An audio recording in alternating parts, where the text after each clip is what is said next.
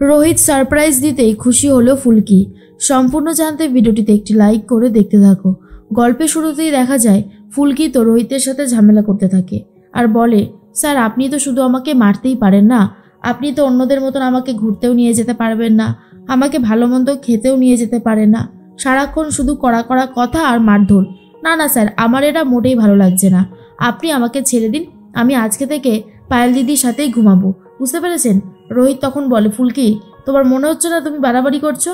ফুলকি তখন বলে, না স্যার, আমার একদমই মনে হচ্ছে না যে আমি কোনো বাড়াবাড়ি করছি, বরং আমার এটা মনে হচ্ছে যে আমি একদম ঠিক কাজই করছি। রোহিত তখন বলে, সত্যি তোমাকে আর কিচ্ছু বলার নেই, কিছু বলার মতন থাকেও না, তুমি যা করছো আমি আর কিছু বলতে পারছি না, শোনো তুমি যেও না। ফুলকি তখন বলে, না স্যার, আমি আর কোনোভাবেই এখানে থাকবো না, আমাকে যেতে দিন, আমি এখান থেকে যাচ্ছি। এই বলেই নিজের সুটকেস গুছিয়ে নিয়ে চলে যায়। রোহিত তখন মনে মনে বলে, খুব ভালো মতন জানে এখন তো আর আমি চট করে পায়েলের ঘরে ঢুকতেও পারবো না, তাই ওই ঘরেই চলে গেল। যাগে, রাগ করার হলে করুক, আমি আর কিছু করব না। তার মধ্যেই ফুলকি মনে মনে ভাবে, সব সময় স্যার আমার সাথে খারাপ ব্যবহার করে, আমাকে মারধর করতে আসে, আমার এটা একদমই ভালো লাগে না, আমি আর এসব ব্যাপার নিয়ে স্যারের সাথে কথা বলবো না। এরপর ফুলকি চলে গেছে পায়েলের ঘরে, সেখানে রাত কাটিয়েছে। সকাল হতেই সবার জন্য চায়ের জল বসিয়ে দিয়েছে।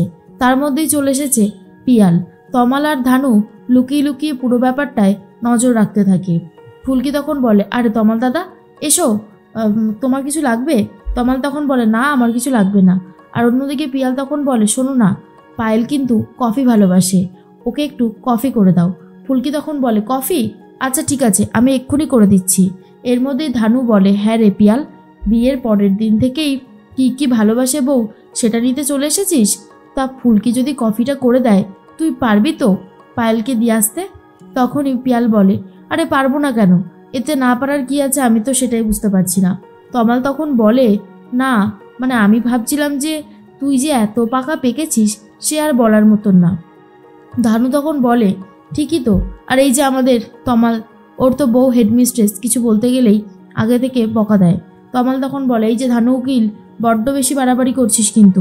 অন্যদিকে ধানু বলে, পিয়াল তুইও বিয়ে করে নিলি, এই বাড়িতে এখন সিঙ্গেল বলতে আমি পড়ে আছি, আমার না একদমই ভালো লাগছে না। তখনই ধানুর কথা শুনে ফুলকি তখন বলে, কি যে বলো না তুমি ধানু দিদি, আমরা আছি তো তোমার সাথে। এরপর এই কফি তো করে দিয়েছে। আর অন্যদিকে পিয়াল কফিটা নিয়ে চলে যাচ্ছে পায়েলের কাছে, কিন্তু পায়েলকে দিতে পারছে না।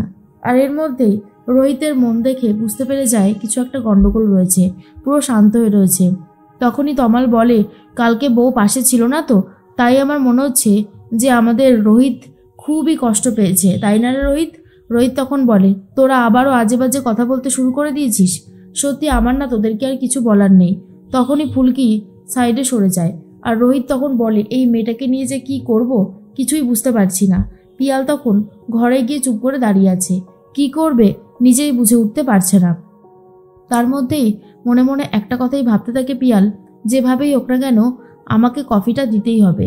আর ফুলকি এসে দেখে তমাল আর ধানু লুকিয়ে লুকিয়ে পিয়ালের কাণ্ড কারখানা দেখছে। ফুলকি তখন বলে, কি ব্যাপার তমাল দাদা, তোমরা এখানে কি করছো? আর পিয়াল দাদা, তোমাকে তো কখন কফিটা দিয়েছি, তুমি পায়েল দিদিকে কফিটা দাওনি কেন?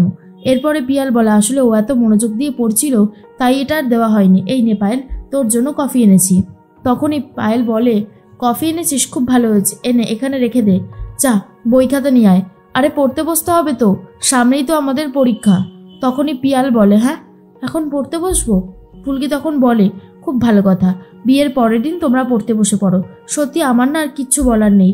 মনে মনে ফুলকি ভাবে, মা কালী, আমরা ভাবলাম কোথায় একটু সবাই মিলে ঘুরতে যাব, আনন্দ করব, হই হুল্লোড় করব, সেসব তো আর কিছুই হচ্ছে না, সব কিছু একেবারে গন্ডগোল লেগে যাচ্ছে, একদমই আর ভালো লাগছে না কিছু।